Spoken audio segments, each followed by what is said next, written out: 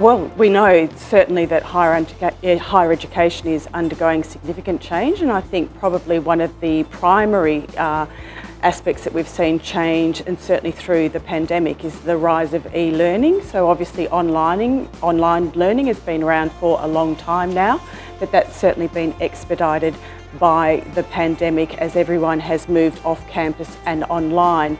And I think probably what we'll continue to see as we move forward is perhaps a hybrid model. So where students won't necessarily return to campus full time, some learning will be on campus, some will still remain off. And I think one of the big challenges around that is obviously student engagement too. So we do understand from speaking with universities around the world that that can of course make students slightly disconnected from the networks that they would usually develop on campus with both teachers and fellow students, and obviously then that, you know, the alumni going forward that those communities create.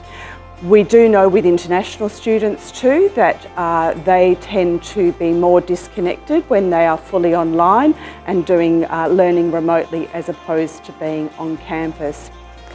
I think the other thing around the e-learning too is that students might going forward tend to be on more part-time or slightly changed models, because we understand also the financial aspect of students supporting themselves through that university journey, and we do see some universities adopting quite different models. So for instance, I know of a university in Australia who've developed what they call block learning, so that they're doing module learning rather than necessarily undertaking a specific amount of subjects per semester.